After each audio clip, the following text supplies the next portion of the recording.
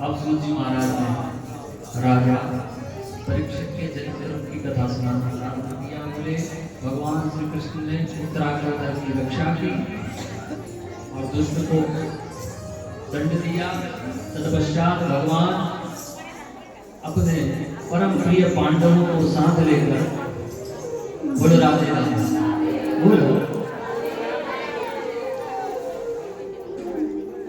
अभी सुना तो भजन में क्या कह रहा है, जो माला यशोदा ने फेरी, तो हम भी वही फेर रहे हैं और उनके फेर के जिन्हें मिल गया और मेरे बोलने वाले, हम भी यही चाह रहे हैं इस भागवत रूपी माला को भजने से आपको भगवान की प्राप्ति हो जाए।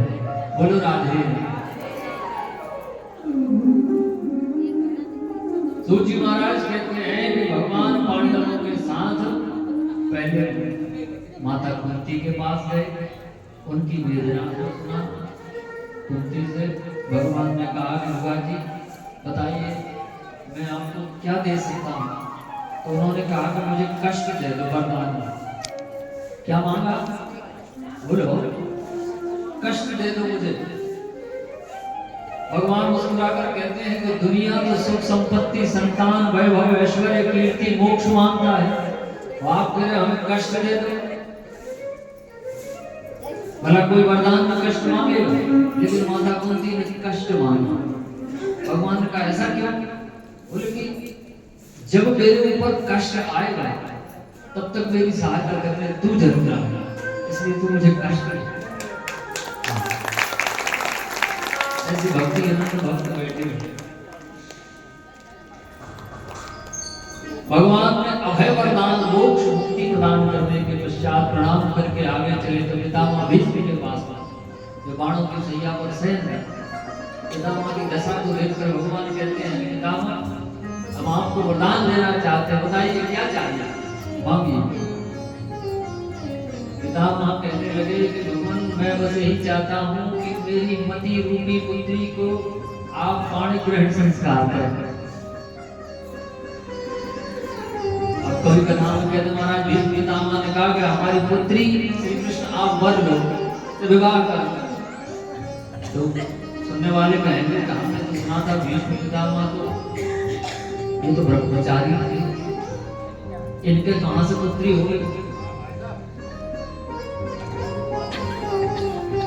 तो समझाते हुए पितामह कहते हैं इति मति रूप कल्पिता वितृष्णा, कह के समझाया मेरी जो मति है इसको मैं अपनी पुत्री मानता हूं और मैं अपनी पुत्री रूपी मति को भगवान श्री कृष्ण के चरणों में समर्पित करके इसकी सदगति कराना चाहता हूं।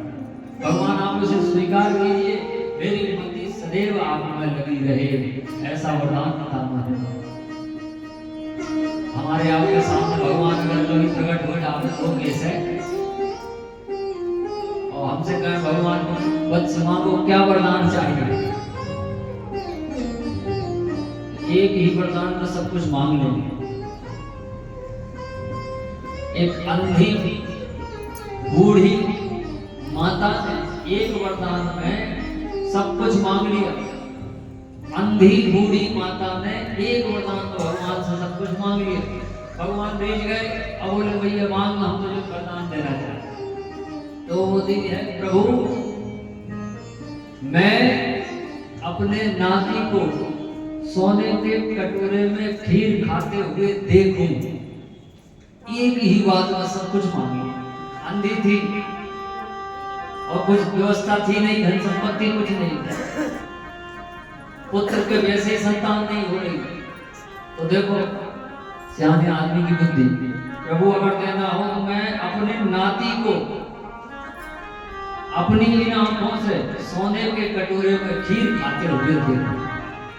एक वरदान तो सब कुछ मांगे, आंखें भी मांग ली, नाती भी मांग लिया और धन दौलत भी मांग ली। अब सोने के कटोरे गरीबों के तो होंगे नहीं भैया, जाहिर सी बात। तो हमसे अगर भगवान आगे कहे मांगो तो हम एक ही बात में सब कुछ मांगे। लेकिन यहाँ मांगने की स्थिति देखो, माता कुंती को देखो, पितामह भीष्म को देखो, जो वरदान स्वरूप भी क्या कहते हैं कि प्रभु हमारी मति सदैव आप में लगी है। बोलो राधे।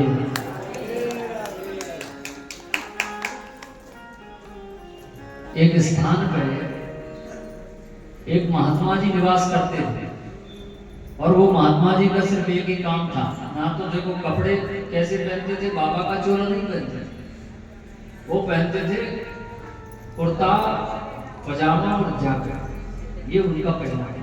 लेकिन महात्मा थे। अच्छा दूसरी बात सुनो कि ना तो वो बड़े बड़े बालों को रखे हुए बाबा बने थे और ना सिर मुंडवा के बाबा बने थे, वो तो छोटे छोटे उनके बाल थे और बढ़िया तेल डालकर कंघी करते थे। तो बाबा अच्छा ना तिलक लगाते थे, बहुत बड़ा कि छोटा कुछ भी, तिलक भी नहीं लगाते। तो ये सत्य घटना हम बता रहे हैं। ये घटना है कहाँ की,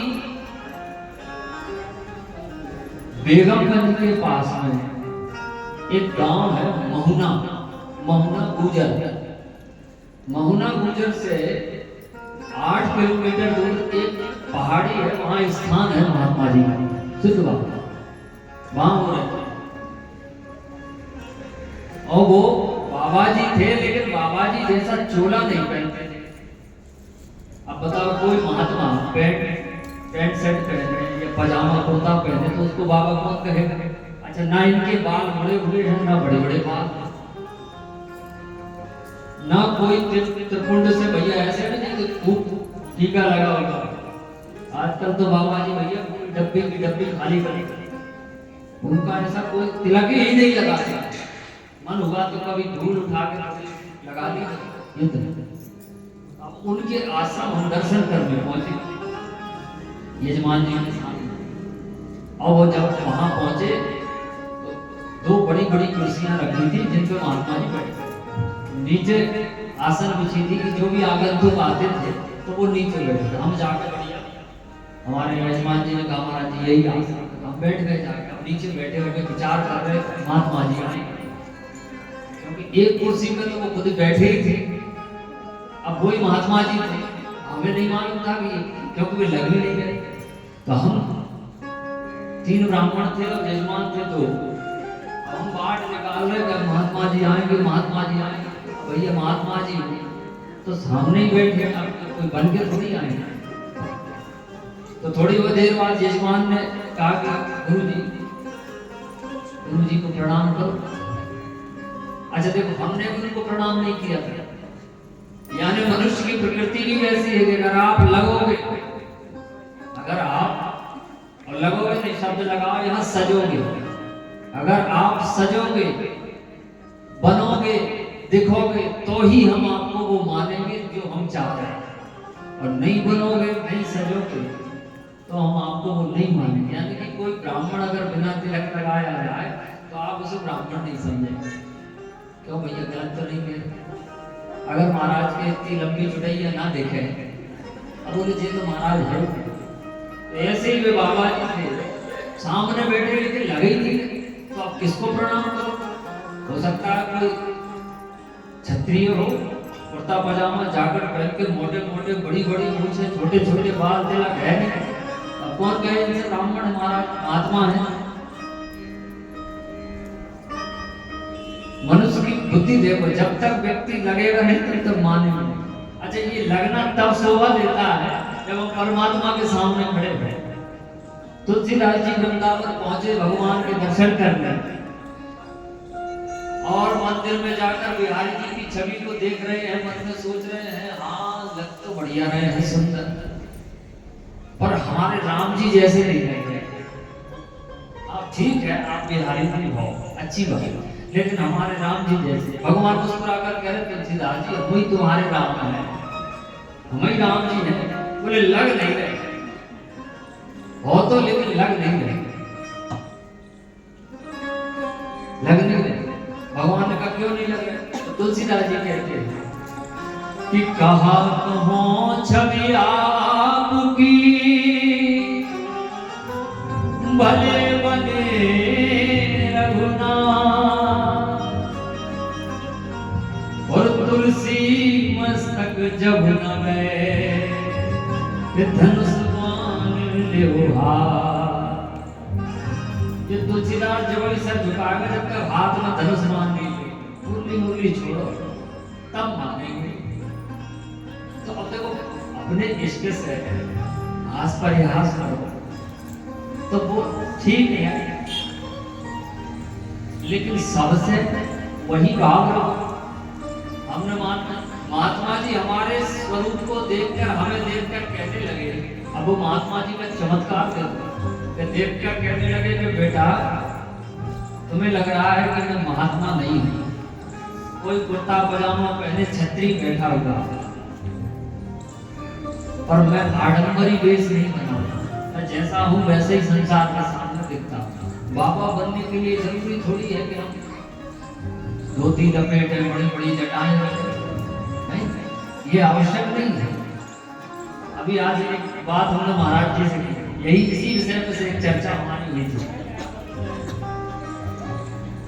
महाराज जी हमसे कहते हैं कि आपने भैया पगड़ी नहीं लगाई कल, इन्होंने अब देखो भाई है तो इसलिए बस उन्होंने कहा कि आपने पगड़ी नहीं लगाई। तो हमने इनसे सवाल पूछा कि स्वरूप को देखकर गुण का विवेचन किया जाता है कि गुण को देखकर स्वरूप का विवेचन किया जाता है? जरा ये बताइए। जब मुस्कुराहट सब चले गए, तो यही संसार की स्थिति है। लोग स्वरूप को देखकर उसके गुण की व्याख्या करते हैं। अगर सुंदर स्वरूप है, अच्छे कपड़े पहने हुए हैं, खूब त्रिपुंड लगा हुआ है, तो बोले इनसे विद्वान कोई है ही नहीं। और अगर साधारण वेश है, बोले हाँ है तो पर कम है, उतनी दम नहीं है जितनी उनकी। तो ऐसे विचार में आते। तो मेरे माताओं आपको मैं बताऊं, संसार के लोग, कलयुग के मनुष्य व्यक्ति के व्यक्तित्व को कब आंकते हैं? उसके स्वरूप को देखकर। जबकि सत्यता और पुराण आदि कहते हैं कि मनुष्य के स्वरूप का बखान तो उसके गुण खुद कर देते हैं, उसे सुंदर बनने की आवश्यकता नहीं है। बोली भागवत महापुराण की। हमारे भीतर वो भाव होना चाहिए। सूत जी महाराज 88,000 वर्षों से कहते हैं भैया समय चक्र बीत गया, पांडवों के कुल में वो सुंदर समय आया जहां बालक का जन्म होना था। तो उत्तरा के गर्भ से साक्षात पांडव के स्वरूप में भगवान श्री कृष्ण की कृपा और परीक्षित नाम पुत्र ने जन्म लिया। प्रेम से बोलो, यही प्रेम से बोलते हो, प्रेम से बोलो। परीक्षित ने जब जन्म लिया, उस समय सूत जी महाराज कहते हैं ततः सर्व गुणोदर के सांकुल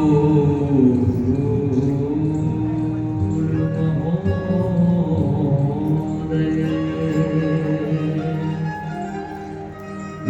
के वंशधरा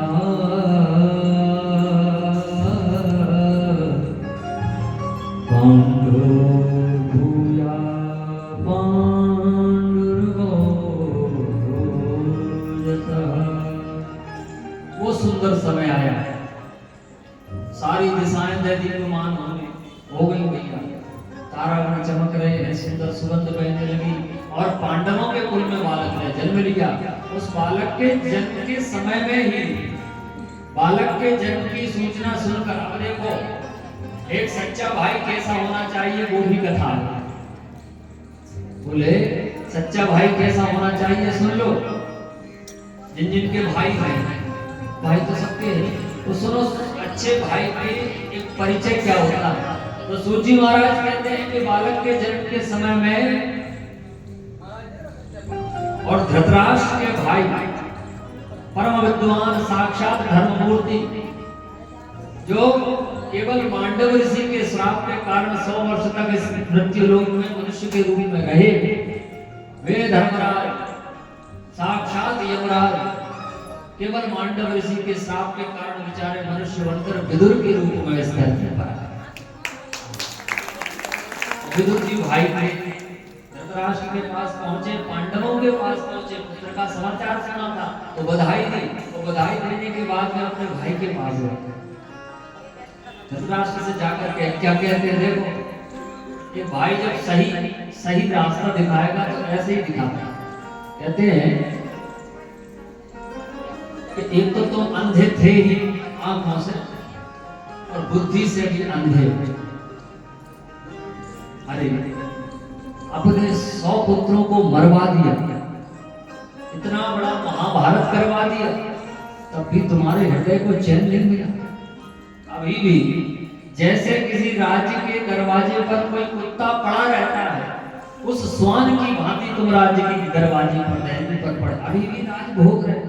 अरे अकल के अंधे, तुम हमारे भाई हो ये कहते हुए भी हमें लज्जा आती है कि बताओ राज शुरू भोग लिया, शरीर में आंखें हैं नहीं, देख सकते नहीं, महाभारत करवा दिया, भाई भाई को लड़वा दिया, खुद के ही पुत्र मरवा दिए, वो अभी भी राज भोग रहे।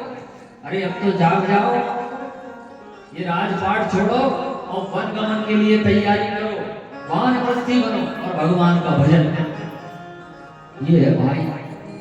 विदुर जी ने जब ये कहा तब जाकर उस अंधे धृतराष्ट्र की आंखें खुली कि हाँ भैया सही कह रहे हो, मैंने बहुत बड़ा महाभारत करवा दिया, पुत्र मरवा दिए, लेकिन मेरी बुद्धि नहीं जागी। आज भाई के कहने से बुद्धि जागी। बुद्धि जागी तो देर नहीं की, अपनी पत्नी गांधारी को साथ में लेकर और दोनों पति पत्नी प्रातः होने से पहले ही यानी 3 बजे के लगभग उस पहर में दोनों पति पत्नी उस राज्य को छोड़कर वन की तरफ चले गए, सब छोड़ छाड़। अच्छा देखो, जीवन संवारने का अवसर भी एक ही बात में मिलता है, 10 बातें बखानने में समझ में नहीं। समझ में अगर एक ही बात आ जाए तो जीवन हमारा सुधर जाए।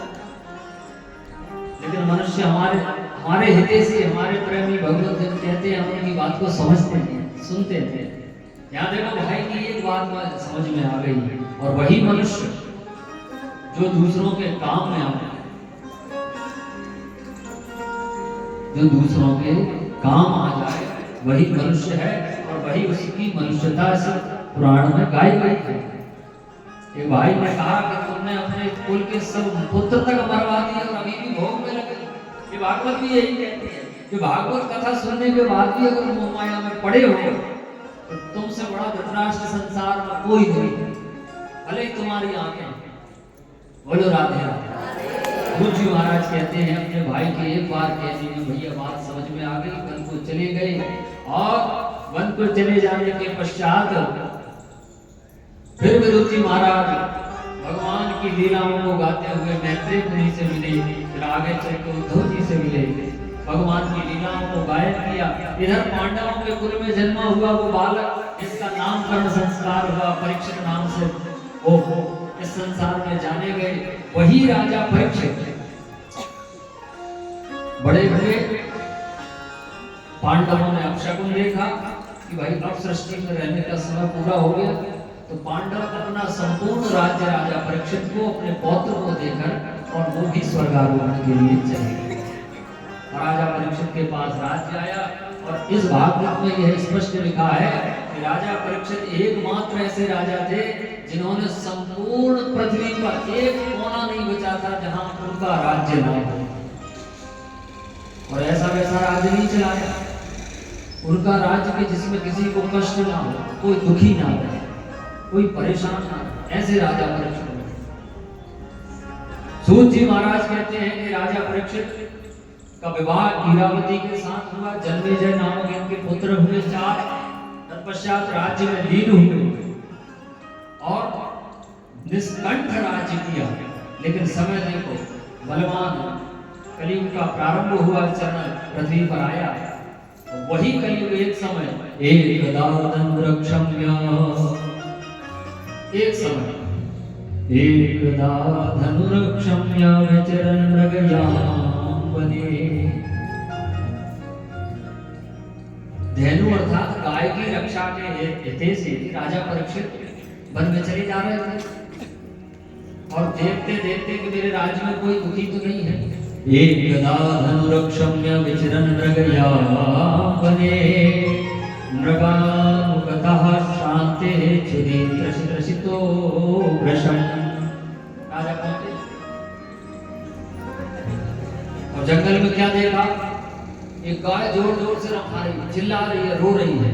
पास में एक बैल पड़ा हुआ है और बैल पड़ा हुआ है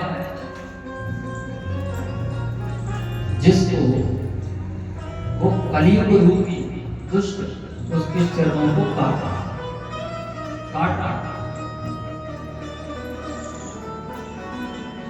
गाय रो रही है और बैल के 3 पांव कट चुके हैं। वो काटे किसने? कलयुग ने। अब सुनो, वो बैल कौन था वो भी सुन लो। बैल का स्वरूप जिसे कहा जाता है वह है धर्म। बोलो राधे राधे। क्या है स्वरूप? धर्म। बैल ने अपना स्वरूप बनाया है धर्म का और गाय ने अपना स्वरूप बनाया है पृथ्वी का। ये दोनों का जोड़ा है। और जब कलयुग रूपी उस दुष्ट ने धर्म रूपी बैल के 4 पैर में से 3 काट दिए। धर्म रूपी बैल के 4 पैर हैं। कितने? और चारों के नाम सुनो। सत्य, दूसरा दया, तीसरा पवित्रता और चौथा है दान। बोलो राधे राधे। तो भैया नाम स्मरण रहेंगे, नाम स्मरण रहेंगे। सत्य, दया, पवित्रता और दान। तो 3 पैर काट दिए, यानी सत्य का पांव काट दिया, दया का पैर काट दिया, पवित्रता का पैर काट दिया, एक बचा केवल दान का। और देखो, इस संसार में जब से कलयुग आया है तब से यही 3 पैर कट चुके हैं। उनकी स्थिति खुद देखो। ना तो कोई सत्य बोल रहा, बताओ कोई है ऐसा जिसने अपने जीवन में एक भी झूठ ना बोला है? अरे हम अपनी खुद की भी कह रहे हैं, कोई ना कोई बात तो झूठी मुख से हमारे भी निकली होगी और निकलती स्वभाव बन चुका है, क्योंकि वो पैर कट चुका है। तो सत्य तो गया। दूसरा आया दया। तो दया किसी के मन में रही नहीं। दया की जगह किसने ले ली? स्वार्थ ने। किसने ले ली? आपसे कोई प्रेम करेगा, संबंध जोड़ेगा, आपसे दोस्ती करेगा, आपसे रिश्तेदारी करेगा तो उसके पीछे केवल और केवल स्वार्थ होगा, दया नहीं होगी। तो दया का पैर भी गया। कितने हो गए? और तीसरा आया पवित्रता। ये बताओ किसके घर का पवित्रता बची? मनुष्यों ने अपना आहार विहार खान पान ऐसा बना दिया कि पवित्रता तो घर की जाती रही। बिना भगवान को भोग लगाए भोजन कर रहे, बिना गाय को रोटी खिलाए पहले तो नहीं खा गए। ब्राह्मणों को तो कभी बुलाना नहीं, निमंत्रण करके महाराज चलो हमारे यहाँ तो है। तो पवित्रता बची नहीं, सत्य बचा नहीं, दया बची नहीं, अब एक ही बचा दान। तभी राजा परीक्षित ने रोक दिया है दुष्ट, क्या कर रहा है तू मेरे राज्य में और ऐसा अनर्थ। तो तलवार निकालकर कलयुग को मारने ही वाले थे, में हाथ जोड़कर चरण में पड़ गया। अच्छा देखो, राजा और ब्राह्मण ये पांव के बड़े बच्चे रहते। क्यों भैया? महाराज राजा और ब्राह्मण पैर के बड़े बच्चे। अगर कोई अपराध हो जाए, जैसे ब्राह्मण के सामने आपका कोई अपराध बन गया तो चिंता मत करो, हम औषधि बता रहे हैं, एक ही दवाई है और आपका काम हो जाएगा। अगर ब्राह्मण के सामने कोई अपराध बन जाता है तो सीधे चरणों में लेट जाते हैं, महाराज जी गलती हो गई हमने। और महाराज गांव के बड़े बच्चे अरे इतने प्रसन्न हो गए, अरे कोई बात नहीं बोली, प्रसन्न आशीर्वाद। और फिर तो कहो मंत्रोच्चारण करके आशीर्वाद दे दे। श्री वरचस्य मायुष्यम आरोग्यम विधाचोदमानं मयि धनम धान्यम पशु बहुपुत्र लाभम सत संवत्सरम दीर्घमायु। इतने बड़े बड़े आशीर्वाद दे दे,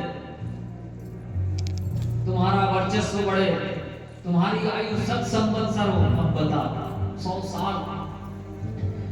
ऐसे प्रसन्न हो जाते। ऐसे ही राजा परीक्षित के चरणों में लेट गया, कहीं बोले महाराज क्षमा करो, गलती हो गई, आप तो राजा हैं, आप तो दयालु हैं। जो ऐसे कहा तो परीक्षित ने मन में, हम तो राजा हैं और दयालु कह ही रहे हैं, चलो ठीक है मानूंगा नहीं, लेकिन तू मेरे यहाँ नहीं, ये स्थान छोड़ के चले जाए। तो उसने कहा कि महाराज अगर मैं नेत्र बंद करके भी पृथ्वी पर कोई स्थान देखूं तब भी आपकी सूरत देखती, अब बताओ मैं कहां जाऊं, कोई जगह ही नहीं बचने दी पृथ्वी पर। तो सूत जी महाराज कहते हैं तब राजा परीक्षित ने कलयुग को रहने के लिए 5 स्थान दिए। 5 स्थान, वो 4 तो ऐसे हैं महाराज जिसमें कोई जुआ खेलता हो, कोई शराब पीता हो, कोई वेश्यावृत्ति करता हो और कोई निंदनीय दुष्ट पाप कर्म में लिप्त रहता हो। ऐसे 4 जगह जाकर कलयुग तू रहे। बोले महाराज अच्छे तो इनमें एक ही नहीं, इनमें तो कोई नहीं आएगा, बुरी जगह है बेटा, जुआ खेलने कौन आएगा, अच्छी भी तो एक। तो फिर राजा परीक्षित ने उनको स्वर्ण में स्थान दिया। कहां दिया? स्वर्ण अर्थात सोना, सोने में कलयुग का वास है। जैसे उन्होंने कहा कि तुम्हें हमने स्वर्ण में वास दिया, स्नान छोड़ के चले जाओ, तब तो कलयुग बड़ा प्रसन्न हुआ और बोले अब तो हमारी जय जय हो गई। तो बिना देर किए भैया महाराज परीक्षित के ही मुकुट में जाकर, क्योंकि स्वर्ण का मुकुट था, तो जाकर उसी में बैठ गया। बोलो राधे राधे। अब एक दिन भैया राजा परीक्षित शिकार खेलने के लिए भैया मुकुट पहन कर निकले, शिकार खेलने के लिए। देखो जैसे ही कलयुग स्वर्ण में जाकर मुकुट में जाकर बैठा, तो पहली गलती कि जिस राजा ने अपने जीवन में कभी शिकार अर्थात बिना बोलने वाले पशु पक्षियों की हत्या नहीं की, आज वो शिकार खेलने निकल गया। पहली गलती। अभी सोने में बैठे ही हैं। और दूसरी, जब वन में पहुंचा, प्यास लगी, तो एक बाबा जी तपस्या कर रहे थे, उनसे कहा हे महात्मन हमको प्यास लगी है, पानी दो। तो संभाषण शैली बदल गई महाराज। थोड़ी सी संपत्ति मनुष्य के पास आ जाए, अभी किसी के पास 1-2 करोड़ रुपया आ जाए, तो उसके बोलने का तरीका आप देखो, अपने आप बदल जाएगा, वही हो जाएगा। रामायण में तुलसीदास जी ने इसीलिए कहा प्रभु का पाय ताय मद, बच तो कोई नहीं सकता। जरा सी प्रसिद्धि मिल जाए, जरा सा धन, तो आदमी अपने पद से भ्रष्ट हो जाता है, बोलने की शैली बदल जाती है। अभी प्रेम से कहते थे जय श्री राम, और अब जब धन आ गया और महाराज बढ़िया, तो उनके भाव ही बदला। ऐसे परीक्षित महात्मा से, एक जो तपस्वी महात्मा, उनसे कह रहे हैं महाराज जी प्यास लगी है, हमें पानी। हम राजा, वो भजन में लीन थे, नाम था समित मुनि। समित मुनि भजन में लीन थे, नहीं सुना। 2 बार कहा, तीसरी बार जब नहीं सुना तो राजा परीक्षित ने मरा हुआ सर्प बाण से उठाया और समित मुनि के गले में डाल दिया। भगवान करते हुए चले गए। लेकिन एक स्थिति फिर और विचित्र बनी कि जब राजा घर पहुंचा और घर जाकर मुकुट को उतार कर नीचे रखा, मुकुट नीचे जैसे ही रखा, तुरंत स्मरण आया मैंने तो बड़ा अनर्थ कर दिया, मैंने साधु के गले में मरा हुआ सर्प डाल दिया, उनसे व्यर्थ अपवाद किया, यानी कलयुग का प्रभाव हटा। तो तुरंत स्मरण आया कि उससे तो अपराध हो गया। और इधर समित मुनि के पुत्र श्रृंगी ऋषि को जब पता चला कि राजा परीक्षित ने मेरे पिता का अपमान किया, घोर अपमान किया, मरा हुआ सर्प उनके गले में डाल दिया, तो उन्होंने अंजलि में जल लेकर बिना देर करते हुए राजा परीक्षित को श्राप दे दिया। श्राप भी कैसे? जिस दुष्ट दुराचारी राजा ने मेरे पिता के गले में मरा हुआ सर्प डाला है, मैं उसे श्राप देता हूं कि ठीक आज से 7वें दिन उस राजा की मृत्यु इसी तक्षक के काटने से हो गई। ये श्राप दे दिया। अच्छा श्राप तो दे दिया, लेकिन बाल्यावस्था थी, ये जानकारी नहीं थी। लेकिन पिता की बुद्धि देखिए, जब श्रृंगी ऋषि अपने पिता सनक मुनि के पास पहुंचे और उन्होंने कहा पिताजी हमने आपके गले में जिसने सांप डाला था उनको श्राप दे दिया। बोले कैसा श्राप? बोले उनको कह दिया 7 दिन में उनकी मृत्यु हो जाएगी। तो सनक मुनि कहते हैं अरे ये तुमने क्या किया? अरे वो राजा परीक्षित है, कोई साधारण राजा है। हर व्यक्ति से जीवन में एक गलती होगी, एक उससे भी होगी, इतना बड़ा श्राप नहीं देना। बोले पिताजी हमने तो श्राप दे दिया। सूत जी कहते हैं परीक्षित को पता चला कि मुझे 7 दिन में मृत्यु का श्राप लगा है, तो भैया बिना देर किए और अपने आसन, राज्य, पद, प्रतिष्ठा सबको छोड़कर और 7 दिन में मुक्ति का कारण खोजने के लिए राजा परीक्षित इधर उधर भटकने लगे। इन संत के पास भी, महात्मा के पास जे, ब्राह्मणों के पास, महाराज जी क्या करूं 7 दिन में मम्मा। अच्छा किसी को पता चल जाए, आप खुद सोचो। जैसे डॉक्टर कह देता कोई भर्ती हो, उससे कह देता भैया 3 दिन में ये चले जाएंगे, ये फ्री हो जाएंगे। अब जितने भी मिलना जुलना है भैया कर लो इनकी सेवा। तो 3 दिन में आप क्या सेवा कर लो? जीवन में तो कुछ सेवा कर नहीं पा रहे, 3 दिन में सेवा कर लो, पहली बात। अच्छा दूसरी बात, उनको पता ही चल गया कि हम 3 दिन बाद तो मर ही जाएंगे, तो उस चिंता में वो 3 दिन के पहले 2 दिन और 1 दिन पहले ही मर जाते। अब तो मर नहीं पाएगा, अब तो मरे। तो राजा परीक्षित ने बुद्धि का प्रयोग किया। देखो मृत्यु व्यक्ति मरते समय व्यक्ति को सिर्फ एक ही काम करना चाहिए, ये बात ध्यान से सुनना। व्यक्ति को पता है कि हम मर जाएंगे 7 दिन में। अच्छा देखो मरना सबको ही है, तो क्यों ना अपन बचने का, उससे मुक्ति प्राप्त करने का उपाय खोज, ना कि उसी की चिंता में 7 दिन पहले ही मर जाए। राधे राधे। हमने एक ऐसा भी एक दृश्य देखा हुआ, एक यजमान जी को कैंसर हो गया, कैंसर हो, और उसका इलाज कराते कराते वो थक गए, बहुत पैसा लगाया उन्होंने। एक दिन डॉक्टर ने कह दिया भैया महीने 2 महीने से ज्यादा अब तुम तो घर जाओ सेवा। अब वे घर आए और एक दिन अचानक पहुंच गए। हम पहुंचे, उनकी दशा देखते हो तो बिल्कुल कि अब 2 मिनट में मर नहीं पाते। भैया तुम्हारी हालत, बोले महाराज की बस 2 महीने हैं। डॉक्टर ने मना किया हम चले जाए। महाराज जी मेरे परिवार में कृपा, मैं तो कुछ कर नहीं पाए, ऐसे कहकर रोने लगे। तो हमने उनसे कहा क्यों जजमान, मरना तो खैर सभी है, लेकिन डॉक्टर ने ये तो कहा है कि 2 महीने में मरो। तुम तो मरे से तो आज 2 दिन में ही हो, 2 महीने तो बहुत दूर की बात है। अरे बोले महाराज जी वो चिंता खा रही है। हाँ एक संत कहते थे चिंता ऐसी सांपनी के काट करे जो खाए। चिंता ऐसे सांप की तरह होती है जो कलेजे को काट के खाए। यानी अगर 2 महीने बाद जो मर रहा होगा वो 2 दिन में मर जाता है, तो चिंता में भैया कम से कम 2 महीने तो है तुम्हारे पास। 2 महीने में कम से कम भगवान को भज लो। परीक्षित ने तो 7 दिन में मोक्ष प्राप्त किया, तो तुम्हारे पास तो 2 महीने हैं। हाँ बोले महाराज जी बात तो सही है, लेकिन अब भजन नहीं होता, वो स्मरण वही आ रहा है कि मरने थे। तो उनका भैया देखो अब तो ब्रह्मा जी में तुम्हें बचा नहीं सकते।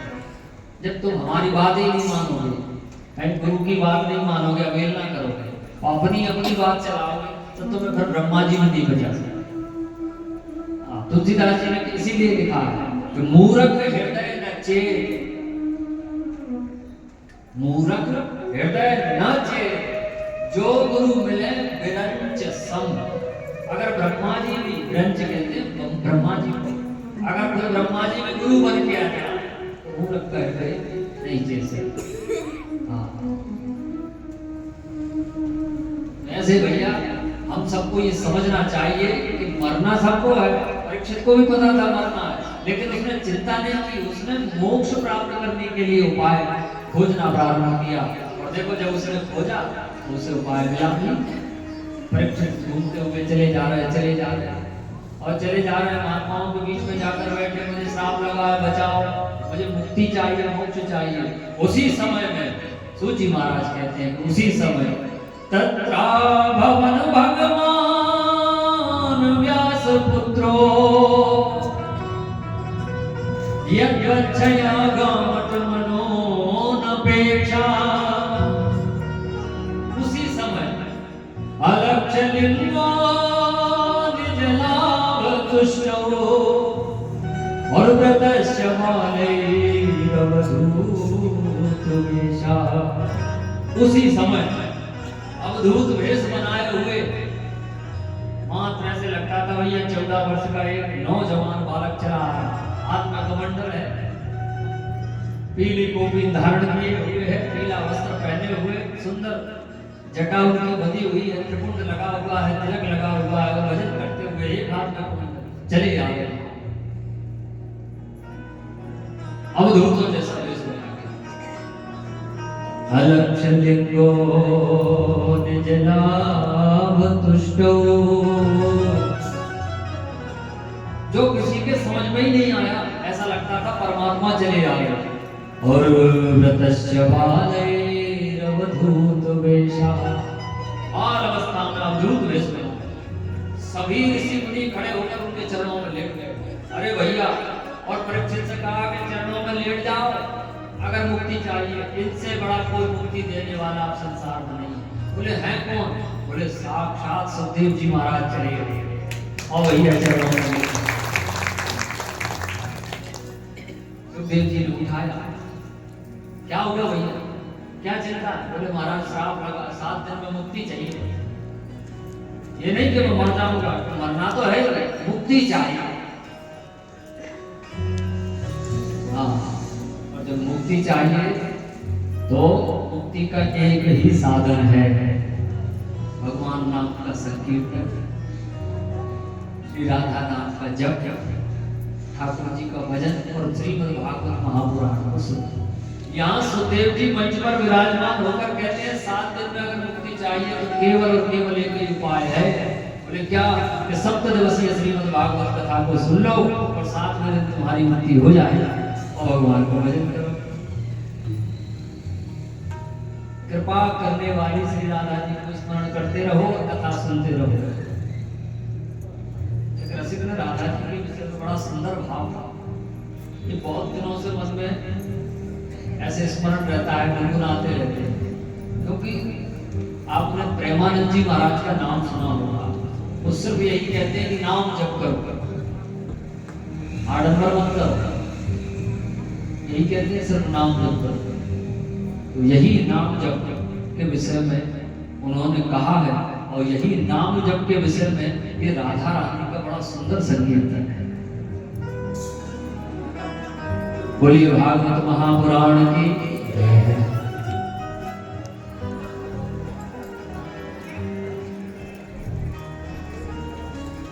अच्छा, राधा जी के नाम को कृष्ण भी कह देते, तो यहाँ बात समझ लीजिए कि जिन जिन महात्माओं के मुखारबिंद से यह निकला है कि राधा जी का स्मरण करो, जप करो, वो इसलिए निकला कि श्री कृष्ण संपूर्ण जगत के पालनहारी हैं, तीनों लोगों के नाथ हैं, लेकिन ये नाथ भी वशीभूत श्री राधा जी के। इसलिए जिनको भगवान खुद कृष्ण भजते हैं उसको भजना प्रारंभ कर, ये तो पीछे दौड़ते चले आए। एक दिन कहते हैं राधे राधे रटो चले आए, तो इसीलिए कहते हैं।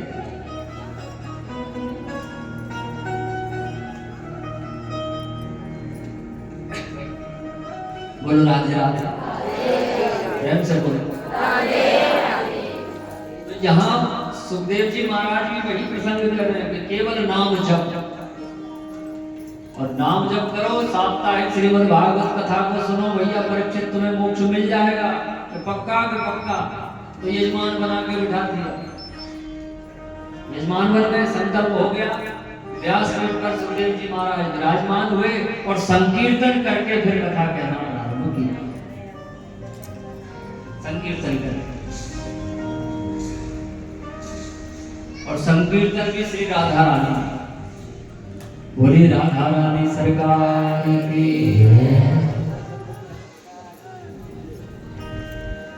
बड़ा सुंदर भाव है।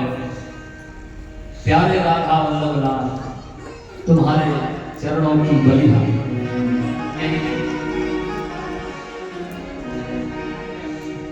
राधा राधा नाम रट, राधा राधा नाम रट, जो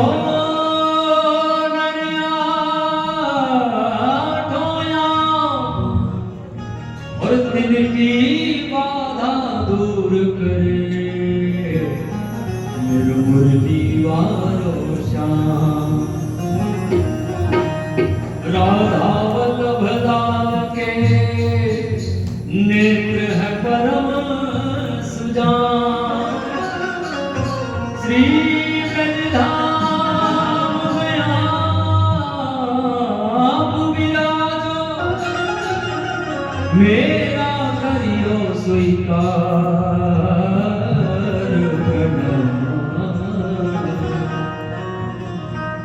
कि तेरा सुंदर रूप सलोना,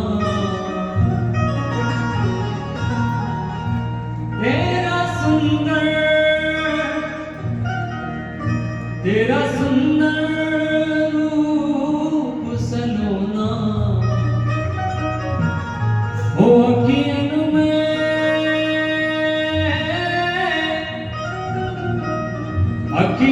में जादू टोना। हे मेरे राधा वल्लभ लाल, कि तू है राधा वल्लभ लाल,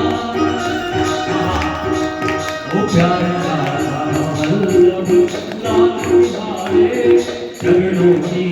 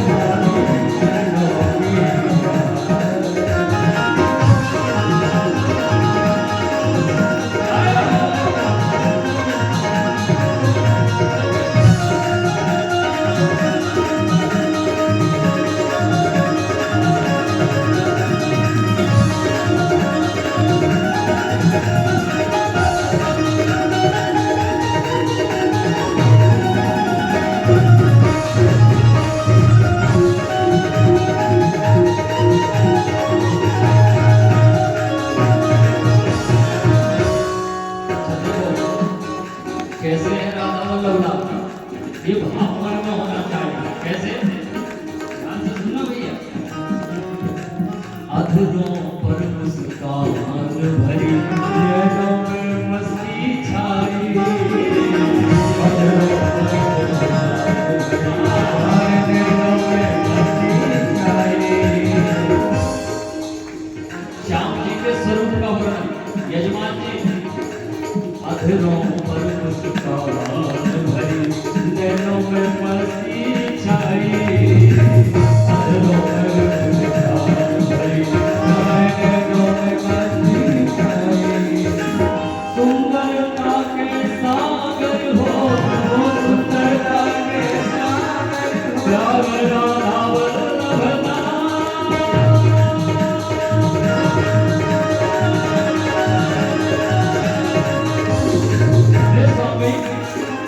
सुंदरता के सागर हो,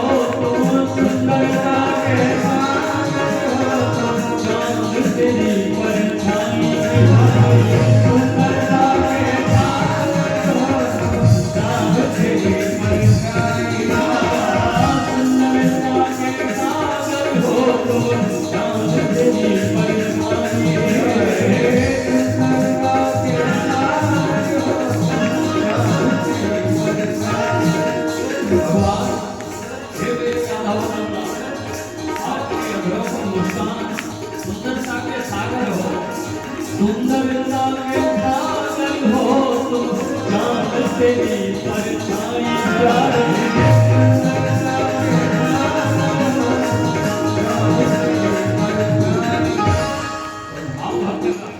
तू है खुशियों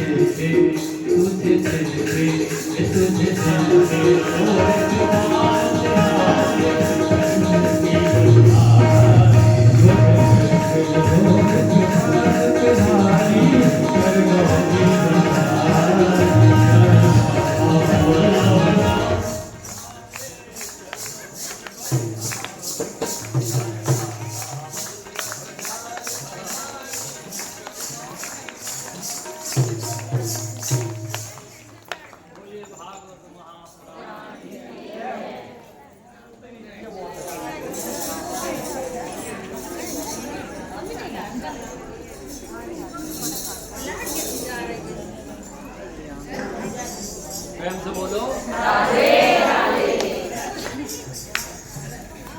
जी महाराज कथा सुना रहे हैं, काफी कथा सुन रहे हैं। उन्होंने उस समय बताया श्री सुखदेव जी के आगमन पर सभी ऋषि मुनि उनके चरणों में लेट गए।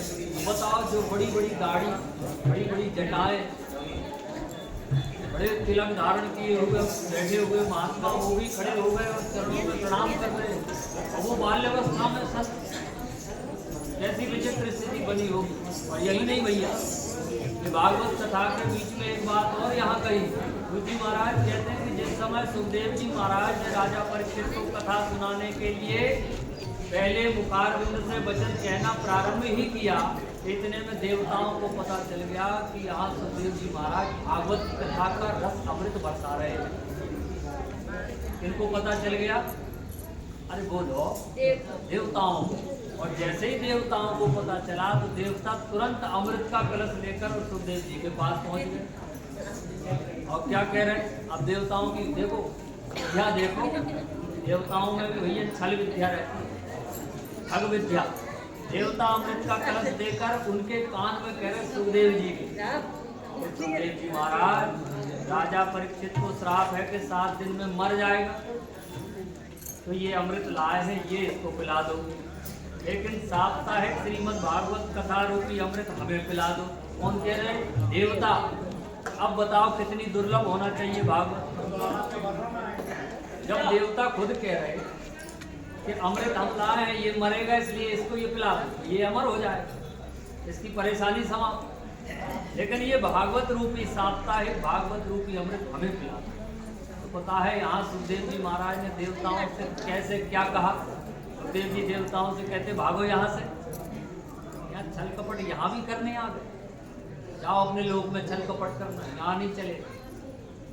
कहने का तात्पर्य है कि सुखदेव जी ने देवताओं को डांट फटकार के भगा दिया कि ये अमृत सिर्फ और सिर्फ इस समय राजा परीक्षित के लिए उपयोगी है। देवताओं को भी ये श्रीमद् भागवत कथा दुर्लभ है भैया। गुरु महाराज बता रहे थे कि जिस समय श्रीमद् भागवत कथा कई स्थान पर होती है तो देवता आकाश में बैठे बैठे अपने आप को कोसते हैं। अगर हम मनुष्य होते तो आज हम भी कथा कराते, कथा सुनने जाते या कथा गाते, पर हम मनुष्य नहीं है तो ना तो हम भागवत कथा करा सकते, ना सुन सकते, ना वहाँ जा सकते। देवता अपने आप को कोसते हैं, इतनी दुर्लभ है भागवत। बोलो भागवत महापुराण की जय। जी महाराज कहते हैं राजा परीक्षित ने फिर कथा कहना प्रारंभ, राजा परीक्षित को कथा सुनाना प्रारंभ किया। सुखदेव जी महाराज व्यासपीठ पर विराजमान हुए और यहाँ से उन्होंने कथा के पहले चरणों को धीरे धीरे कहना प्रारंभ किया। पहले कथा सुनने की नियम विधि बताई, तत्पश्चात कथा के अधिकारी कौन है ये बताया, कथा सुनने के बाद मनुष्य को क्या करना चाहिए ये भी बताया। अब आप हमसे पूछो महाराज जी कथा सुनने के बाद क्या करना चाहिए, ये इसका भी कोई नियम, तो इसका भी नियम है। कथा सुनने वाले अधिकारी जो भी कथा को श्रवण करते हैं उनके लिए एक विशेष नियम इस भागवत में बताया वो स्थान को छोड़कर जब अपने घर जावे तो उस दिन की सुनी हुई श्रीमद् भागवत की कथा को अपने घर जाकर अपने पतियों को, बच्चों को, अपनी सास को, ससुर को आप किसी ना किसी रूप से उनको ये कथा सुनावे। आज व्यास जी महाराज ने कथा में ये कथा आज ये प्रसंग सुनाए। अपने बच्चों को जरूर सुना, पति तो सुनेंगे नहीं है, सब तो नहीं, लेकिन कुछ सुन लेंगे, लेकिन कुछ नहीं भी सुन, पर बच्चे जरूर सुनते।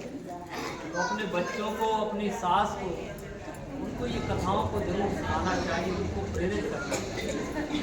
नियम बोले भागवत महापुराण की।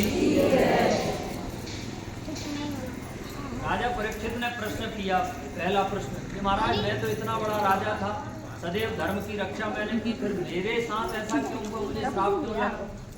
क्या एक अपराध के कारण मेरे सारे पुण्य समाप्त हो गए? मुझे श्राप क्यों लगा? देखो कुछ लोग कहते हैं कि महाराज हम दिन रात पूजन कर रहे हैं, दिन रात भजन कर रहे हैं, लेकिन भक्ति तो दूर की बात, हमारे घर की व्यवस्था और भंग हो रही। हाँ, ये कहते हैं कि हम रोज जल चढ़ा रहे हैं, प्रणाम कर रहे हैं, भगवान को खूब पूज रहे हैं, लेकिन सबसे ज्यादा स्थिति घर की हमारी खराब, ऐसा कहते हैं। क्या हमने पुण्य नहीं किए कुछ? क्या हमारे पुण्य समाप्त हो गए? तो ये भाव जिन जिन के भीतर आता है उनके लिए उत्तर मैं दे रहा हूँ। व्यासपीठ से सुखदेव जी महाराज परीक्षित के प्रश्न को सुनकर कहते हैं कि कामेन कर्म नाशस्या, क्रोधेन ज्ञान नाशनम और लोभेन धर्म नाशस्या, एवं एतत्त्रयम् त्यजेत।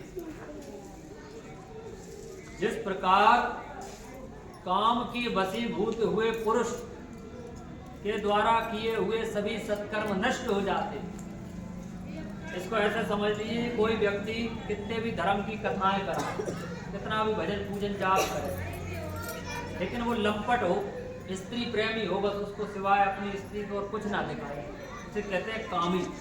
उसके भीतर भावनाएं भरी है काम की, वो कथाएं कराए या कथाएं सुने, तो यहाँ लिखा हुआ है कामेन कर्म नाशस्या, उसके किए हुए कर्म नष्ट हो जाते, कोई फल नहीं मिलता। किस प्रकार? उसी प्रकार क्रोधेन ज्ञान नाशनम, जिस प्रकार एक ज्ञानी व्यक्ति के दिमाग में जब क्रोध आ जाता है, कोई कितना ही बड़ा ज्ञानी हो, लेकिन जब उसके भीतर क्रोध भर जाता है तो उसका ज्ञान समाप्त हो जाता है। कितने बड़े विद्वान हो महाराज, क्रोध अगर आ जाए, कितने मीठे बोल रहे हो, और अगर गुस्सा आ गई तो सारे ज्ञान व्यान एक तरफ, और फिर गुस्सा में कुछ भी कह देते, अपशब्द बकते, गाली बकते, दुर्वचन कहते, बुरे लगे। तो उसी प्रकार जिस प्रकार क्रोध के आने से हमारा ज्ञान नष्ट हो जाता है, उसी प्रकार जिस प्रकार कामी पुरुष के द्वारा किए हुए सत्कर्म नष्ट हो जाते हैं, उसी प्रकार जिस प्रकार धन धार्मिक आयोजन करते समय हमारे मन में अगर लोभ की भावना आ जाए, लोभेन धर्म नाशस्या, स्पष्ट भागवत में लिखा है, ये बने हुए श्लोक नहीं है। जिस प्रकार हम किसी धार्मिक आयोजन को कराते हुए अगर अपने मन में लोभ की भावना ले आए तो धार्मिक अनुष्ठान करने का 1% भी फल आपको नहीं मिलेगा। अगर लोभ आ गया तो अब चाहे यज्ञ करा लो, चाहे कथा करा लो, चाहे तीर्थों को चले जाओ, अगर लोभ की भावना रहेगी तो उसका कोई फल नहीं। इसलिए अंत में कहा एतत् एवं त्रयम् त्यजेत, ये तीनों त्यागने योग्य हैं, इनको त्याग देना चाहिए। न काम को मत लाइए, न मन में क्रोध लाइए और न लोभ को लाइए।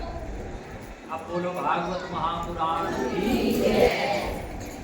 परीक्षित को उत्तर मिल गया, हाँ मेरे मन में उस समय क्रोध आ गया, बाबा जी की गले बोले मुक्ति का साधन तो साप्ताहिक श्रीमद् भागवत कथा।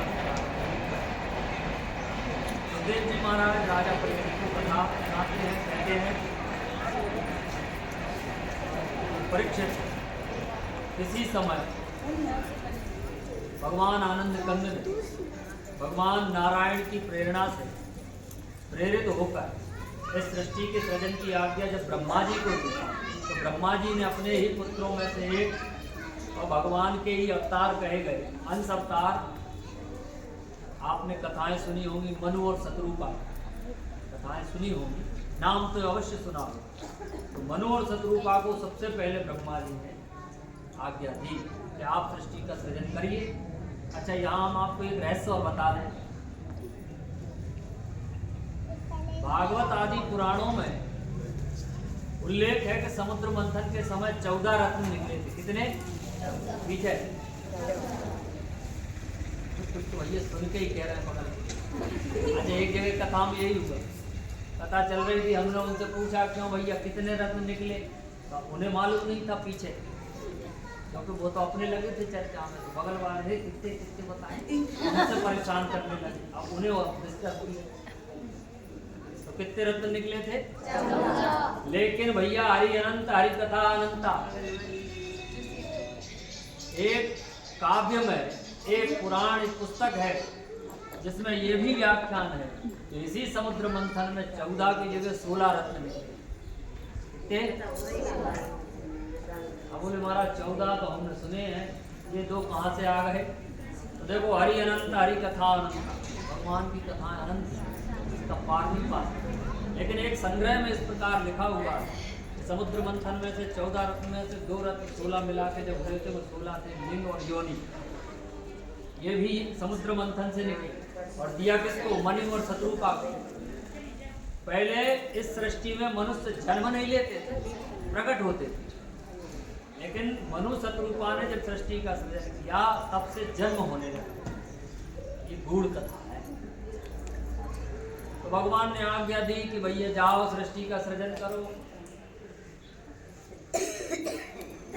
मनु जी से कहा, मनु जी के 2 पुत्र और 3 पुत्रियां थी। ध्यान से सुनना, ये हम आपसे हो सकता है कल पूछ लें।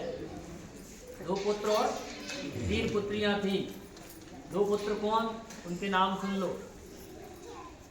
उन 2 पुत्रों के नाम थे, क्योंकि इन्हीं 2 पुत्रों में, मनु जी के 2 पुत्रों की कथा आप भागवत में अगले दिन और अगले दिन सुनेंगे। राजा उत्तानपाद और राजा प्रियव्रत। प्रियव्रत और उत्तानपाद नाम के 2 राजा, ये उनके पुत्र थे, और 3 पुत्री थी। इन 3 पुत्रियों में से हम एक पुत्री की कथा भी सबसे पहले आपको कहना प्रारंभ करते हैं। वो बड़े सावधानी से सुनना, क्योंकि ये गूढ़ कथाएं हैं, सरलता से समझ में नहीं आती। बोलो राधे राधे, राधे राधे।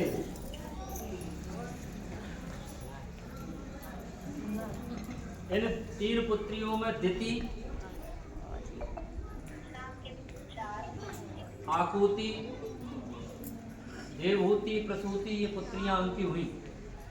तो देवहूति, प्रसूति और आकुति, ये जो पुत्रियां हुई, इनमें से देवहूति का विवाह तो भगवान के ही अवतार जिनके यहाँ हुआ था।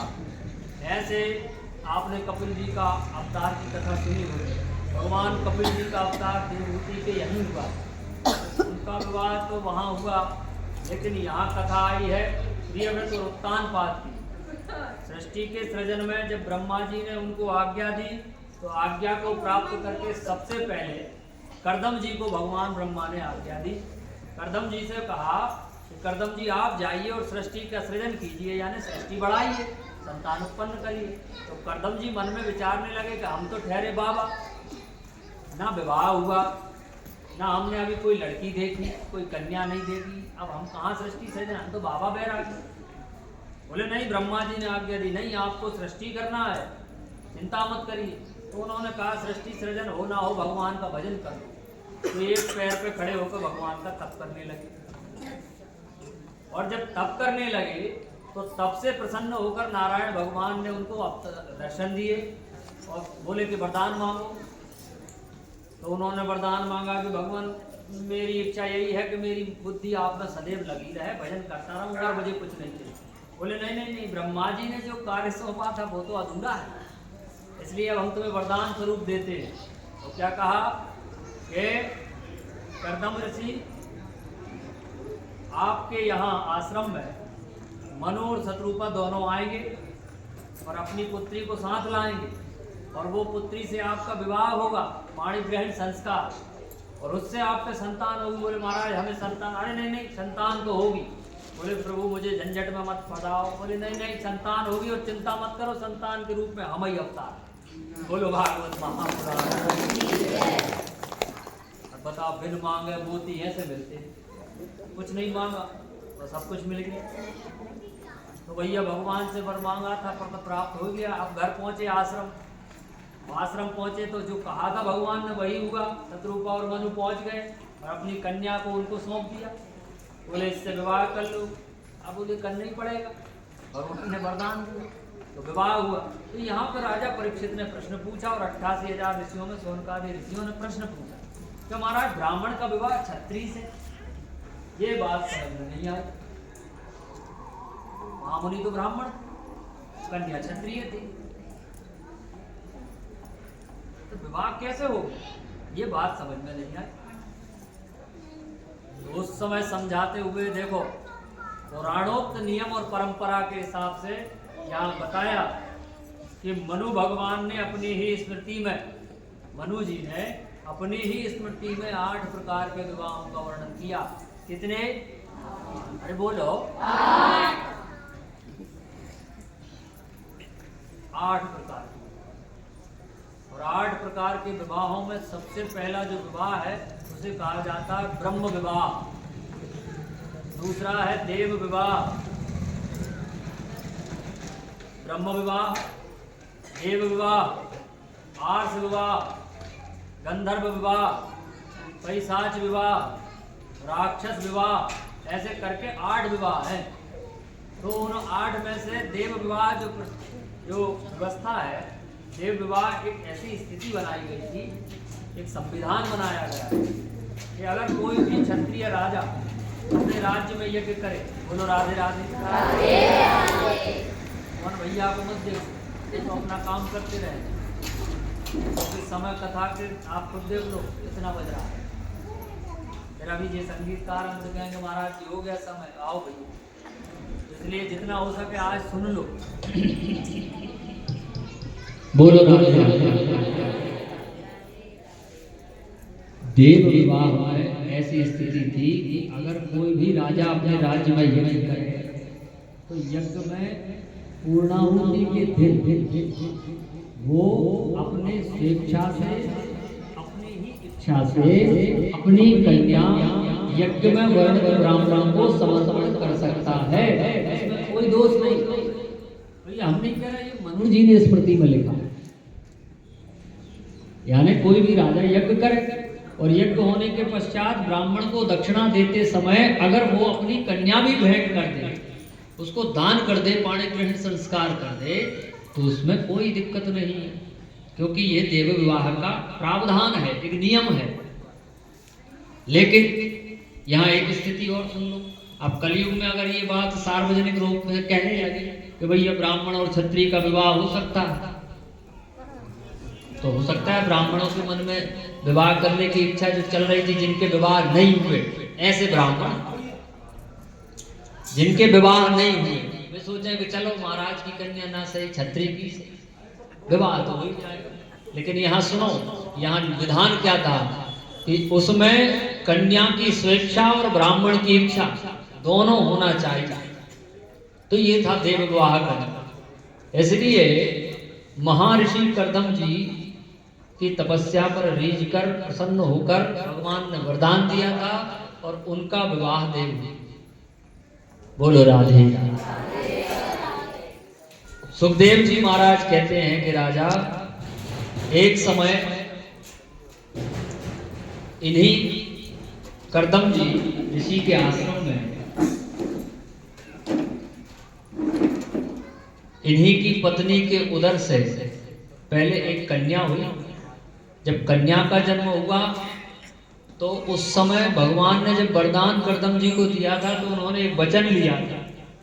वचन क्या लिया था कि भगवान एक संतान होने के बाद मैं वन में तपस्या करने चला जाऊंगा, मैं फिर संतान नहीं करूंगा। बोले नहीं नहीं नहीं, संतान तो और वरदान दिया था, लेकिन एक शर्त रखी थी। जिस समय पहली कन्या हुई, देवहूति की यहाँ पहली कन्या हुई, तो उस कन्या के जन्म होने के बाद वे बेचारे जंगल को जाने लगे। पत्नी ने हाथ जोड़कर कहा कि आपने कहा था अभी तो संतान हुई ही नहीं। बोले ये कन्या हो तो गई। बोले ये तो पराया धन है, इसका तो विवाह हो जाएगा, ये तो दूसरे के यहाँ चली जाएगी, मेरा सहारा कौन है, मेरे लिए मेरा पुत्र कहाँ है। तो यहाँ सुखदेव जी कहते हैं कि परीक्षित तब जाकर एक एक करके करदम जी की यहाँ 9 कन्याएं हुई। कितनी हुई? 9 कन्याएं हुई। और 9 कन्याओं के बाद में भगवान का प्रादुर्भाव हुआ। भगवान कपिल ने अवतार लिया। बोलिए कपिल भगवान की। अब ये कपिल अवतार की कथा कितनी विचित्र है, इसका आप ऐसे समझ लीजिए कि हमेशा आपने ये देखा होगा कि एक पुत्र अपनी माँ से शिक्षा दीक्षा ग्रहण करता, यही आपने सुना है कि नहीं? लेकिन यहाँ उल्टा हुआ था। यहाँ कपिल भगवान से उनकी माँ ने शिक्षा ग्रहण की। किसी समय जब ये बालक भजन पूजन करने के लिए बैठा हुआ था, भगवान साक्षात विराजमान थे, उस समय उनकी मां पहुंच गई और बोले पुत्र मुझे आज मोक्ष प्राप्त करने की संसार की गतियों के विषय में समझाओ, क्योंकि भगवान के अवतार थे कपिल। तो पहला प्रश्न किया कि संसार क्या है। ये ध्यान से सुनना, 4 प्रश्नों में मैं संपूर्ण उत्तर आपको बताऊंगा। पहला प्रश्न किया कि संसार क्या है। तो जब पूछा संसार क्या है, कपिल भगवान ने सुंदर उत्तर दिया कि मां, जिसमें संपूर्ण वस्तुएं प्रत्येक जीव को अपनी तरफ आकर्षित करती हैं, अपने ओर खींचती हैं, जिसमें मनुष्य बिना बताए बिना चाहे किसी से भी अपना संबंध बना ले कि ये माँ है, ये पुत्र है, ये भाई है, ये बहन है, बिना बात के जहां संबंध जुड़ जावे, इसी का नाम संसार। पता कुछ भी नहीं। अच्छा, जैसे ऐसे इसको आप ऐसे समझो कि मानो इस जन्म में आपके कोई भाई है, यहाँ से मान लो हम आपके भाई हैं इस जन्म में। अब आप कहो कि हमारे भाई हैं। अच्छा, जब हम नहीं थे तब हम क्या थे? किसी और के भाई होंगे। और अगर किसी और के भाई होंगे तो तुम्हारे कैसे हुए?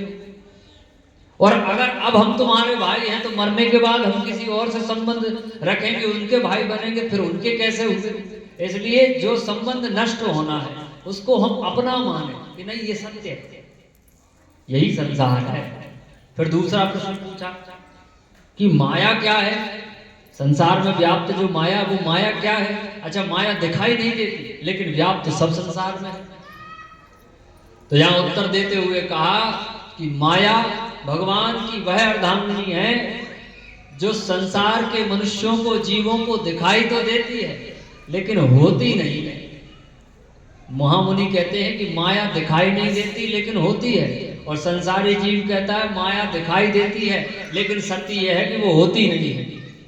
अब आप इसका अर्थ ऐसे समझोगे, माया शब्द में कितने अक्षर हैं?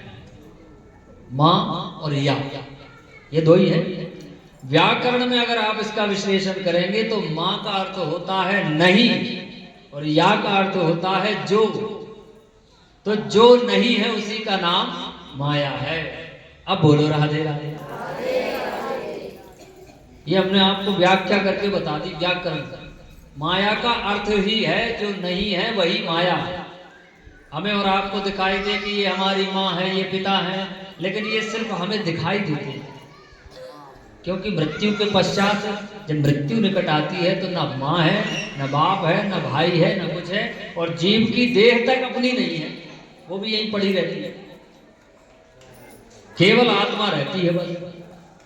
ऐसे जब प्रश्न माँ ने पूछे और उत्तर जब कपिल भगवान ने दिए तो माँ की आत्मा गदगद हुई, ऐसी गदगद हुई कि प्रसन्न होकर बारंबार नमस्कार पुत्र को कर दिया। बताओ एक माँ अपने पुत्र को नमस्कार कर दे कि धन्य है, ऐसे सुंदर उत्तर आपने। तीसरा प्रश्न किया कि संसार में जन्म लेने वाले जीव का कर्म क्या है। तो कपिल भगवान कहते हैं कि जो भी प्राणी इस सृष्टि में जन्म लेता है उसका एक ही कर्म है और उसका एक ही लक्ष्य है, और वो है केवल भगवान की भक्ति को प्राप्त करना। ये हमारा लक्ष्य है। लेकिन मनुष्य मृत्यु लोक में जन्मा हुआ मनुष्य अपने उस लक्ष्य से भटककर अन्य चीजों के प्रति दौड़ने लगता है। जैसे कहीं कथा हो रही हो और भागवत सुनने के लिए एक कोई तैयार हो कि कथा सुनने जाना, और इतने में कहीं से फोन आ जावे कि वो लड़के को देखने वाले आ रहे हैं, तो कथा तो जाएंगे कल, पहले बच्चा को दिखा दें। और फिर नाश्ता पानी उसकी व्यवस्था में लग गए। यानी आप जो कर्म करने जा रहे थे उससे आप भटक गए, और आप भटके नहीं, इसमें आपका भी दोष नहीं है, ये भी सुनिए, इसमें आपका भी दोष नहीं है। माया का काम ही है मनुष्य को भटकाना। अब बोलो राधे राधे। माया भगवान ने बनाई इसीलिए है कि तू संसार के जीवों की बुद्धि को ऐसे हट कर उसको इतना प्रलोभन दे कि वो मेरे भजन से छूट जाए। अच्छा, एक दिन माया ने भगवान से पूछा कि प्रभु आपके ही बनाए सृष्टि, आपके ही बनाए मनुष्य, और इनको आप अपने आप से दूर क्यों रखना चाह रहे हैं? इसमें क्या कारण है? इनको अपने पास क्यों नहीं रखना? तो माया को उत्तर देते हुए भगवान कहते हैं कि माया, मैं ये देखना चाहता हूं कि जिस जीव को मैंने बनाया वो इस संसार में जाने के बाद मुझे भजता है कि नहीं। वो माया को भजता है कि मायापति भगवान को भजता है? बोलो राधे राधे। तो माया ने मुस्कुराकर उत्तर दिया, कहा कि भगवान 100% की अगर पूछो तो 100 में से 1% मान लो कि जो केवल और केवल ही भगवान को भाव से भजता है। बाकी 99.99% तो माया में ही पड़ के भगवान को भज रहे। बोले इनको भज लो तो ये मिल जाएगा। हाँ, बोले हनुमान जी की सिद्धि प्राप्त कर लो तो बल आ जाएगा, गायत्री की सिद्धि कर लो तो बुद्धि आ जाएगी, विद्या आ जाएगी, काली की भक्ति कर लो तो हमसे बड़ा तांत्रिक कोई है ही नहीं। ये भाव लेके भगवान की, यानी अपनी अपनी इच्छाओं के अनुसार वो देवताओं की पूजन करता है। एक सज्जन से हमने पूछा, भैया ये बताओ किसकी पूजन करते हो? बोले महाराज भैरव महाराज।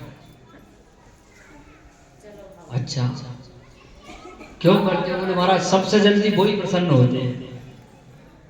अब बताओ उनका भाव क्या था, उत्तर क्या था? बोले सबसे जल्दी वो प्रसन्न होते हैं, यानी हमारी आत्म संतुष्टि जहां होगी हम उसको भजेंगे।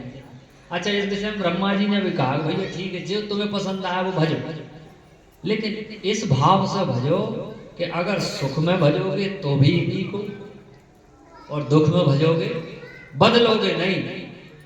बोले कष्ट आए तो हनुमान जी और प्रसन्न है तो राधे कृष्ण, ऐसे नहीं। यानी एक साधे सब सदे और सब साधे सब जाए। इष्ट बनाओ एक, भजो सबको, लेकिन इष्ट होना चाहिए एक। यहां से कोई लाभ नहीं मिला तो उधर, उधर से नहीं मिला तो इधर, ऐसे भगवानों को बदलोगे तो देखो तुम्हारी सहायता तो नहीं होगी, उल्टा तुम जो प्राप्त करने की इच्छा रखते हो वो मिल नहीं पाएगा।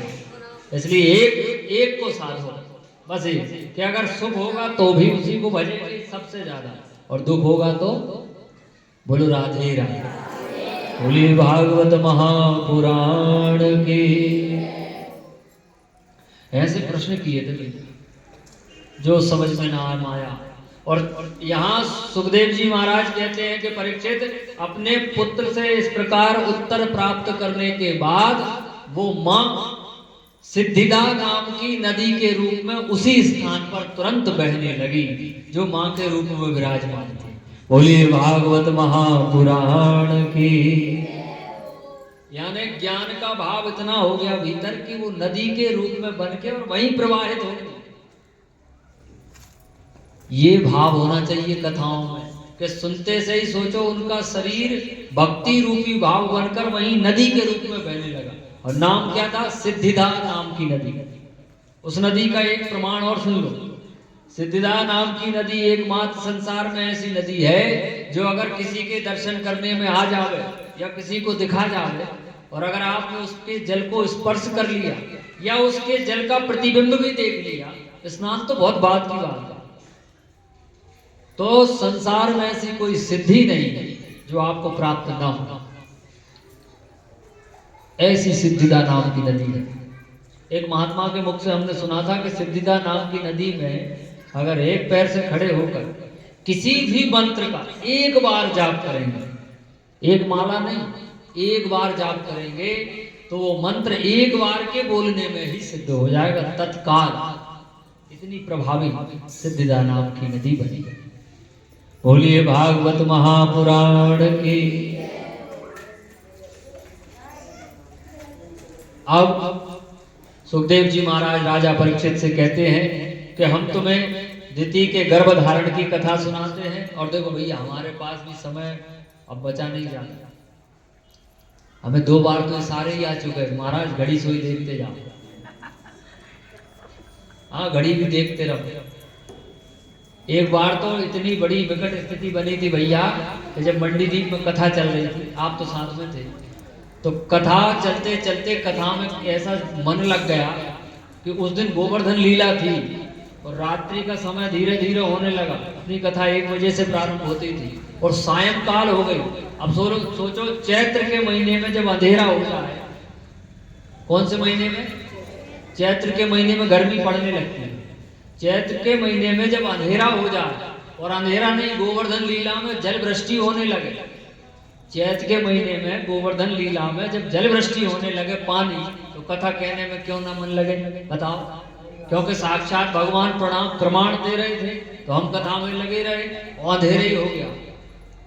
अब जैसे तैसे भैया उनने हाथ जोड़ के महाराज माइक छोड़ दो, संगीतकार हमारे ब्राह्मण देवता आए भैया, इनके भी पेट हैं, इन्हें भी भूख लगती है, तुम तो बैठ गए बढ़िया।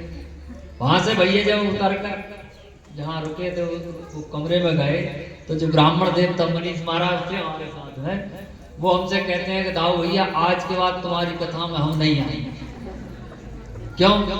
बोले अरे हर चीज की एक सीमा होती है। बोले सीमा ही लांग रहे हो आप? तो ये भाव बनता है, जब हम भाव से कथा सुनते हैं तो कथा श्रवण करने में और करने में दोनों में भाव बन जाता है, यानी समय का कोई पता नहीं चलता। बोलिए भागवत महापुराण की।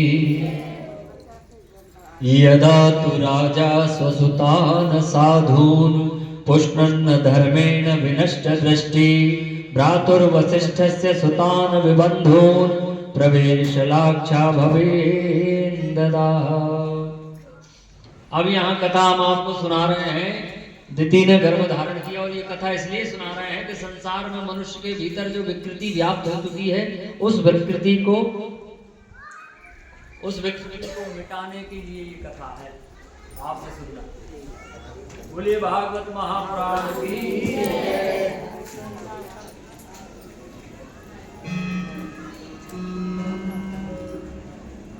सूची महाराज 88,000 ऋषियों से कहते हैं कि एक बार प्रजापति दक्ष की पुत्री दिति का पुत्र कामना से सायंकाल में विलास की इच्छा हुई। ये प्रकृति मनुष्य की व्याप्त है। यानी दिति महर्षि कश्यप जी की पत्नी थी। महर्षि कश्यप की पत्नियों में उनकी पत्नियां तो थी 8, लेकिन 2 के नाम विशेष रूप से व्याख्यान में है, एक दिति और दूसरी अदिति। क्या नाम है? दिति और, तो दिति तो कही गई दैत्यों की माता और अदिति कही गई देवताओं की माता। जितने भी देवता हैं उनकी माता है अदिति, और दिति कही गई दैत्यों की माता। तो एक दिन सायंकाल की वेला में दिति ने विचार करके और अपने पति से कश्यप जी से कहा कि हमें संतान चाहिए और अभी पुत्र की कामना है, हमें अभी संतान चाहिए। यहाँ सूजी महाराज कहते हैं कि पुत्र की कामना करना अच्छी बात है, लेकिन उस कामना के लिए समय का प्रबंध है। सायंकाल में यहाँ कश्यप जी समझाते हैं, उस समय भगवान शिव के गण संसार में जगह जगह विचरण करते थे, और अगर उस समय पुत्र की कामना से कोई संयोग बनाया जाए तो वहां पर भगवान शिव के गण उन पुत्र की इच्छा रखने वाले माता पिता को श्राप देते और गुप्त रूप से श्राप देते। इसलिए संतान की कामना सायंकाल में। कश्यप जी ने खूब समझाया, नहीं मानी। तो उन्होंने उनकी इच्छा तो पूर्ण की, संतान के लिए वो यज्ञ किया, परंतु बाद में दिति बड़ी पछताई। और भगवान कश्यप जी कहते हैं कि तुमने संतान की इच्छा से मेरी बात को नहीं माना, इसलिए अब मैं तुम्हें ये वचन देता हूँ कि तुम्हारी कोख से 2 महाप्रलयकाली पुत्र उत्पन्न होंगे और ये संसार में इतना प्रलय बचाएंगे कि इसकी प्रलय की कोई सीमा ही नहीं है। तो दिति समझ गई कि हमारे भयंकर पुत्र होंगे, दुराचारी पापी। तो हाथ जोड़कर चरण में खड़ी हो गई कि भगवान ऐसा मत कर। क्षमा करो, मुझसे गलती हुई। तो पत्नी पति से क्षमा मांगे तो देर भी नहीं लगी। कश्यप जी ने फिर इतना कहा कि मिटा तो नहीं सकते बात को, लेकिन इतना जरूर है कि तेरे कोप से जो अमंगलकारी दो पुत्र होंगे, इनका वध भगवान नारायण के ही अवतार से होगा, इतना जरूर है। बोले भागवत महापुराण की। और भैया समय भी, अब देखो दिति को पता चला कि मेरी कोख से अमंगलकारी पुत्र होंगे और नारायण इनका वध करेंगे, तो बोले हम संतान को जन्म ही नहीं लेने देंगे। और भागवत में लिखा है भैया कि 100 वर्ष तक अपने गर्भ को अपने पेट में ही रखे, नहीं जन्म ही नहीं लेने देंगे। कितने वर्ष तक? 100 वर्ष तक। 100 वर्ष तक एक माँ ने अपने पुत्रों को जन्म ही नहीं लेने दिया। तो तीनों लोगों में अंधकार छा गया। ब्रह्मा जी के पास देवता पहुंचे, ब्रह्मा जी ये क्या स्थिति? बोले कि इस समय कश्यप जी की पत्नी दिति के गर्भ में अमंगलकारी बालक है, इसलिए अंधकार छा गया। तो विचार करके फिर कश्यप जी के पास पहुंचे और हाथ जोड़कर कहा, महाराज अपनी पत्नी से कहो कि संतान को जन्म दे, ये जन्म दे तो सूरज उदय हो। कश्यप जी ने अपनी पत्नी से कहा कि इनको जन्म दो ताकि संसार में सूर्य उदय हो। भले भगवान के हाथ से भी चिंता मत करो। तब जाके कहीं दिति ने अपने कोख से बालकों को जन्म दिया। और उन दोनों बालकों के नाम सुन लीजिए। एक का नाम हिरण्याक्ष और दूसरे का नाम हिरण्यकश्यप। ये दो अमंगलकारी पुत्र हुए थे। और इनमें से बड़ा था हिरण्याक्ष, जिसने जन्म लेने के साथ में जिसके बड़े बड़े दांत, विशाल स्वरूप और वरदान प्राप्त कर ब्रह्मा जी से सृष्टि को मिटाने की इच्छा से इधर उधर वरुण भगवान को मारने के लिए पहुंचा। वरुण जी ने अपनी बुद्धि से इसको भेज दिया कि जाओ, इस समय भगवान नारायण के अलावा तुझसे युद्ध करने वाला कोई नहीं।